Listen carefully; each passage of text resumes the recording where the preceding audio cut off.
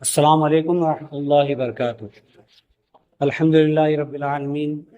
اللہ کا شکر احسان ہے کہ اللہ نے ماہ رمضان کا آدھا مہینہ تقریباً ہمیں عطا فرمایا، اور اللہ سے دعا گو ہوں کہ اللہ ہمیں اس کی فیوز و برکات سے نوازے، اور اللہ سے دعا گو یہ بھی ہوں کہ اللہ ہمیں مغفرت عطا فرمائے، کیونکہ یہ مہینہ مغفرت کا ہے، اللہ کے کرم و احسان کا ہے۔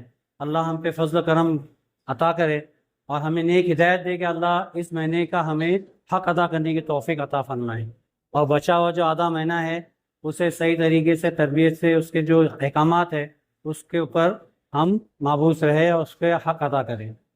آج جو بات کرنی ہے وہ خاص کر کے جو اس مہینے کے لیے مخصوص ہے، کہ اس مہینے کے علاوہ کوئی شاید ہی سال بھر میں اس کے بارے میں سوچتا ہے، وہ ہے زکوٰۃ۔ زکوٰۃ ایک معاملہ ایسا ہوا ہے کہ سوائے رمضان کے مسلمان ابھی زکوٰۃ نکالتا نہیں، چاہے اس پہ وہ زکوٰۃ کبھی بھی فرض ہو، وہ ماہ رمضان میں ہی زکوٰۃ نکالتا ہے۔ اور اس کے تعلق سے جو دوسری بات آتی ہے وہ آتی ہے مدرسے۔ مدرسے میں شاید ہی اللہ ماشاء اللہ کوئی ایسا ہم میں سے ہوگا جو سال بھر مدرسے کی طرف دیکھتا بھی ہو۔ بس یہی ایک مہینہ ایسا ہے، اللہ کا احسان ہے اس میں بھی، کہ کم سے کم اس مہینے میں ہم مدرسوں کی طرف دیکھتے ہیں، جبکہ ہمارا وہ مین مدبع ہے، ہماری طاقت ہے۔ اگر مدرسہ ہے تو اسلام ہے۔ میں تو کہتا ہوں اگر مدرسے ختم ہو جائے تو اسلام ختم ہو جاتا ہے۔ میں یہ کہتا نہیں، یہ پریکٹیکلی ہوا ہے۔ جس کنٹری سے، جس ملک سے مدرسے ختم کیے گئے وہاں پہ آج اسلام کا نام و نقطہ بھی نہیں ہے۔ مدرسے کی اہمیت ہم نے سمجھنا چاہیے۔ بہت کم ہے، کتنے لوگ ہیں اس میں یہاں میں پوچھوں گا جو مدرسہ نہیں گئے؟ ہاتھ اٹھاؤ۔ ایک بھی جن مدرسہ نہیں گیا؟ اللہ اکبر۔ جو مدرسہ گئے ان کو معلوم مدرسے کی اہمیت کتنی ہے۔ جو بچے مدرسے جاتے ہیں انہیں تعلیم ملتی ہے دین کی۔ دین اگر سیکھنا ہے تو ہمیں مدرسہ ضروری ہے، اور دین جو نہیں سیکھتا اس کا اسلام بھی نہیں ٹکتا۔ اگر اسلام ٹکانا ہے، اسلام کو سمجھنا ہے تو دین سیکھنا ہے، اور دین جو سکھایا جاتا ہے وہ مدرسوں میں ہی سکھایا جاتا ہے۔ اسکولوں میں دین نہیں سکھایا جاتا، یونیورسٹی میں دین نہیں سکھایا جاتا۔ یہی بہت بڑی ہم میں کمی آ گئی کہ ہمارا رجحان جو ہے مدرسوں سے بالکل ہٹ چکا ہے۔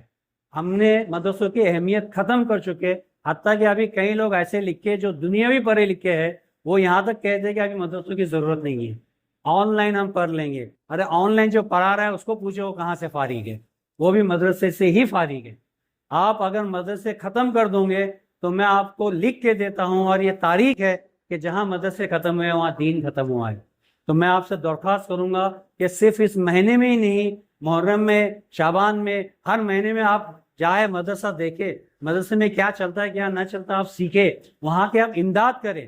آپ کالج کھولتے کھولیے، آپ اسکول کھولتے ہو کھولو، آپ یونیورسٹیز ڈالتے ہو ڈالو، مگر دین کے لیے کم سے کم مدرسوں پہ دھیان دو، دارالعلوم پہ دھیان دو۔ یہ آپ کا مرکز ہے، یہ آپ کا ممبر ہے، اس ممبر پہ آپ کا ایمان ٹکا ہوا ہے۔ اگر یہ ممبر ٹوٹ گیا تو جان لو آپ کا ایمان ٹوٹ جائے گا۔ آج جو بچے باہر پڑھے لکھے نکلتے ہیں، میں خود ڈاکٹر ہوں، میں جانتا ہوں کہ ڈاکٹروں کا کیا حال ہے۔ ایڈوکیٹ ہے، ڈاکٹر ہے، وکیل ہے، ہمکا ہے دھمکا ہے، بہت بڑے بڑے دنیاوی تعلیمات لیے ہیں۔ ان کے مشکل سے آپ پوچھو تو مشکل سے 5 سورے یاد نہیں ہوتے، 4 رکعت کے 4 سورے صحیح ترتیب سے نہیں پڑھ پاتے۔ ان کو دنیا تو آ گئی مگر دین سے اتنے دور ہو گئے کہ ان کے نماز کے معنی ہیں۔ آج آپ اگر کہو گے مدرسے مٹا دو تو میں کہتا ہوں آپ یہ نہیں کہہ رہے مدرسے مٹا دو، آپ کہہ رہے ہو کہ ایمان مٹا دو۔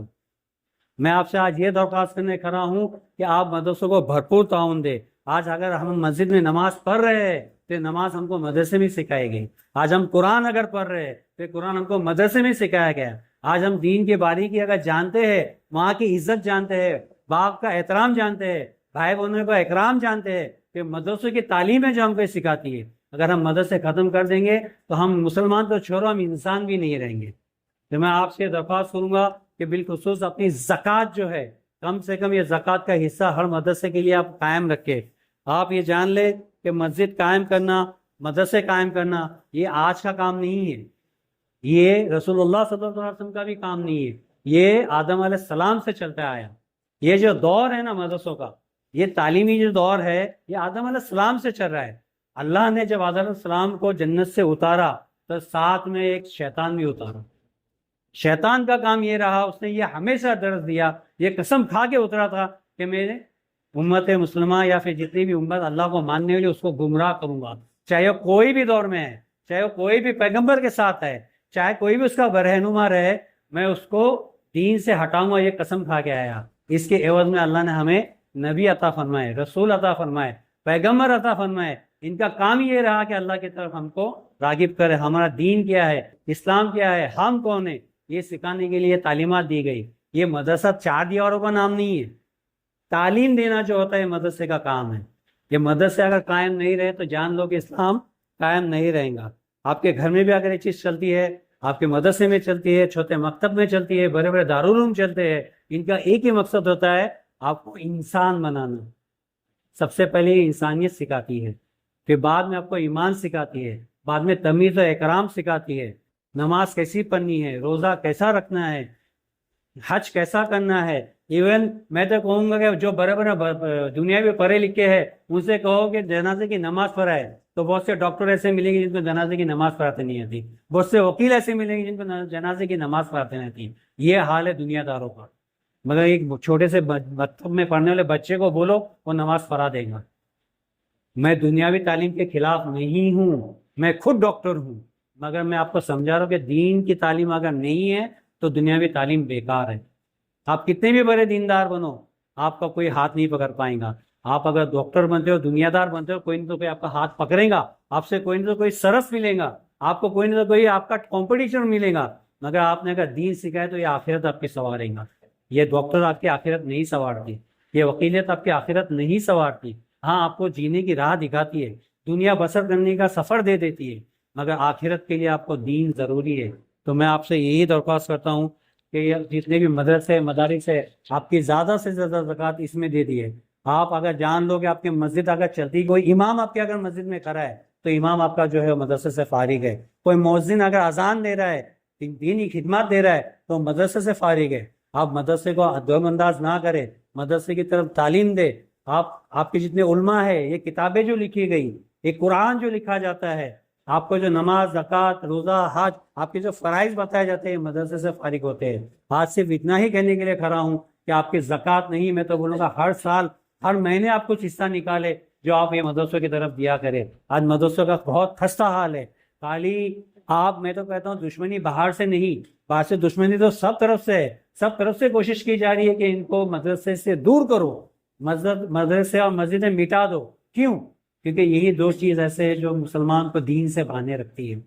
ये ताकतें इसलिए काम कर रही है ताकि मदरसे बंद हो जाए, मस्जिदें बंद हो जाए, तो ये मुसलमान ही खत्म हो जाएंगे। ये तो है ही है, ऊपर से आज कुछ मुसलमान ऐसे हुए हैं, और खास करके पढ़ा लिखा तबका ऐसा है जो ये अल्फाज इस्तेमाल कर रहा है कि आज मदरसों की जरूरत नहीं है।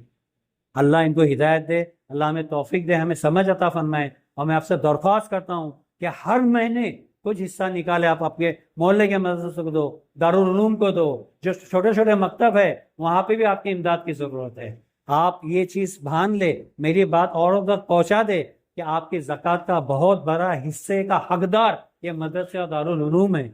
आप दुनियावी इल्म दे, मगर दीनी इल्म के बगैर दुनिया बेकार है।